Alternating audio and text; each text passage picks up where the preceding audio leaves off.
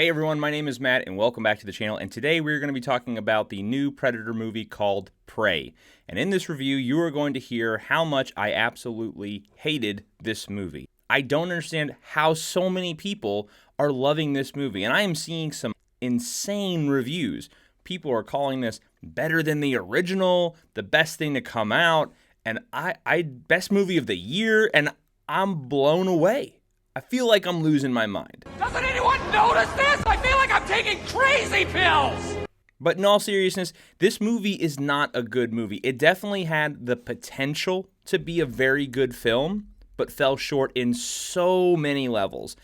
And I don't know if it's just maybe I have too high of a standard or whatever the case may be, or movies have just been so bad lately that people are overlooking everything. I really don't know. But this movie was not a good movie. This movie was by far the best next installment that we've had in the Predator franchise ever. I will give them that. But that still doesn't make this a good movie because all those other movies were absolute trash.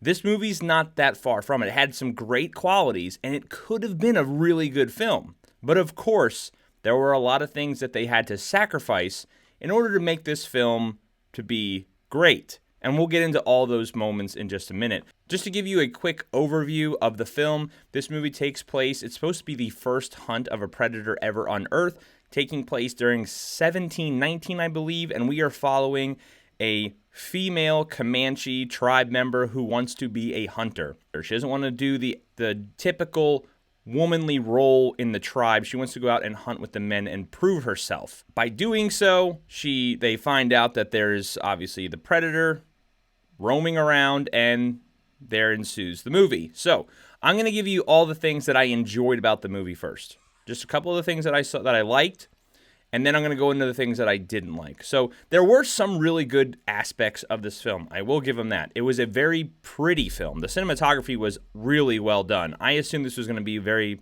kind of more low budget, and overall it was done extremely well, and it looked very good. The fight scenes. Some of the fight scenes that include the Predator, the gore was there. There were some scenes that were but for the most part, all of them were pretty enjoyable. They were really well done. I did enjoy that. The actual Predator himself, a lot of people, I think it was going to be hit or miss on what this Predator looked like because it was taking place so long ago from the other films that we saw. I didn't mind his look. It was different for sure, though, especially with his helmet, the way it looked. It had like kind of a bone structure. His invisibility cloak was more of like a honeycomb look. I didn't mind all that, and I actually enjoyed it. Some of his tech even was a lot different. Like he has some type of shield, and I thought those were pretty cool. Definitely some different aspects, and I didn't mind it whatsoever. But pretty much that's it. That's all that I really liked about this film. Everything else in this film was really bad, and I don't understand how people are overlooking it. Let's talk about the casting of this film. There are current day movies that you can go watch. For example, I think it came out in like 2017, 18, a movie called Hostiles with Christian Bale, and they feel like they're Comanche Indians. Even though the movie takes place at a later time period than this movie, they don't take me out of the role. Watching this movie, watching the main actress, and even the other members of the tribe, for the most part, all like 90% of them take me out of this film. They do not feel like Comanche Indians. So I don't understand why that's the case. I think a lot of it has to do with the accents. Most of them sound like they came out of a Target or a Walmart. They plucked them out and stuck them in like they have California accents because they're speaking in English. And I understand that. Hostiles, too, they talk in English, but they still sound Comanche. Getting to the language. I don't understand the point of this. So obviously, I know a lot of people don't like subtitles. That's fine, and I understand that. So they're having them speak English throughout the film, but then sometimes they'll say things in Comanche, but they're still talking English, which really throws me off. Because why are you going back and forth? Because then they also show like the French trappers, which I'll get to them shortly later on in the film. And mainly all of them are speaking French. None of them are speaking English except the one interpreter. So why are the Comanche Indians going back and forth so fluently in English? That doesn't really make sense. And if they're going to be speaking in English, it should be some type of broken English. And I get it. They didn't want to do subtitles. But what another, I think, better way that they could have done it, if you've ever seen the movie Valkyrie with Tom Cruise, it takes place in Germany, 1940, that war. That movie opens with it all being spoken in German, and they had American subtitles, and then slowly transition to all English. But it lets the viewer know that, hey, what you're actually listening to is them speaking in German. It's coming across in English for you. And I think that was a really cool trick that they should have done in this movie because it would have made more sense. I just don't think going back and forth made a lot of sense because it really drew me out of the film. Minor, but still something that bothered me. If you're going to do a timepiece period film, this Comanche tribe, especially this early, meaning like in the 1700s, would never have put up with that for a woman, to go outside the social norms and stand up to them, and like that wouldn't have succeeded and went well.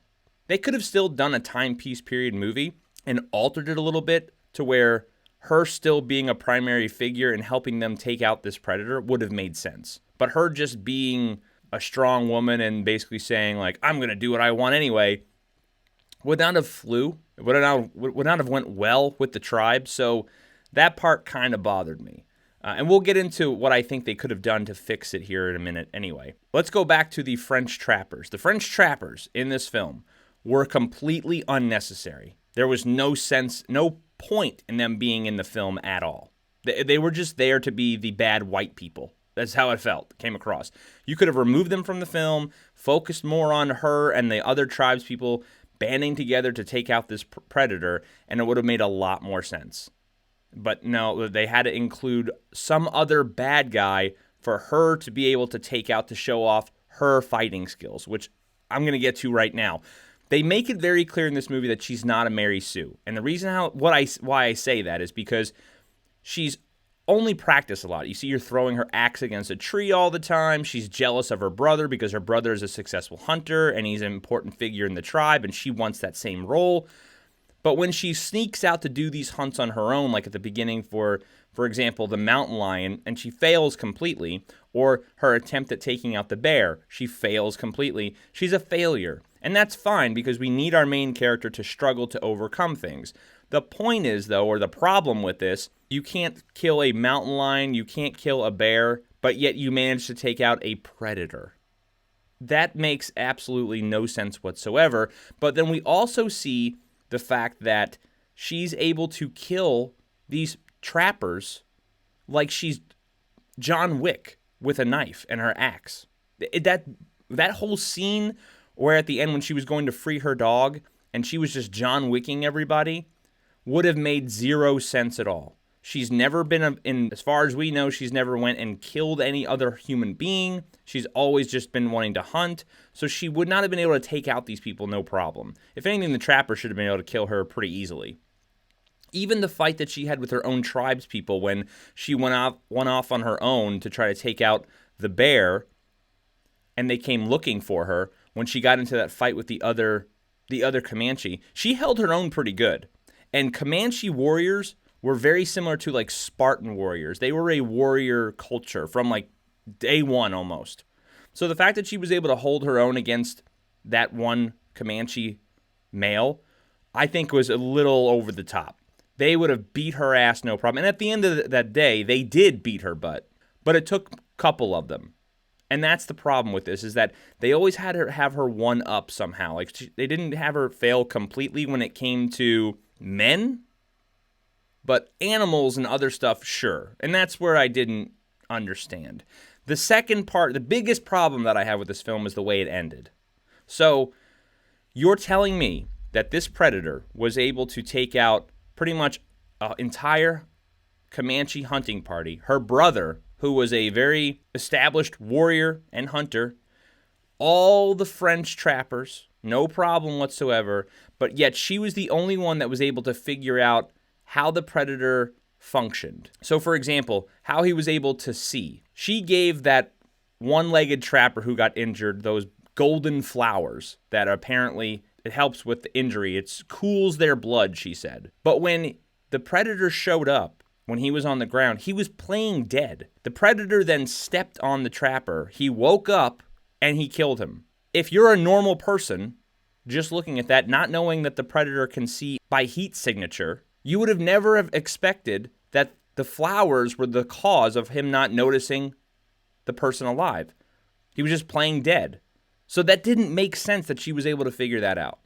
Also, at the end, the way she actually kills the predator, you're telling me that the predator doesn't know his own tech?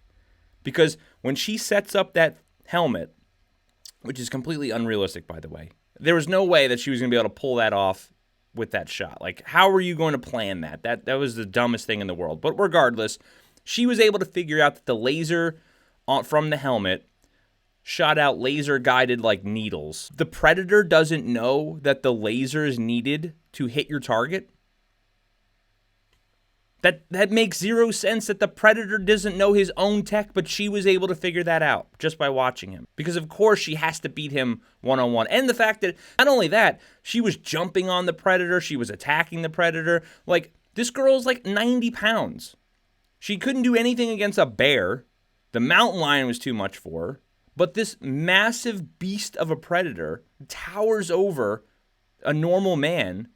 She's able to just willy-nilly destroy. It's too stupid for me. It's not possible.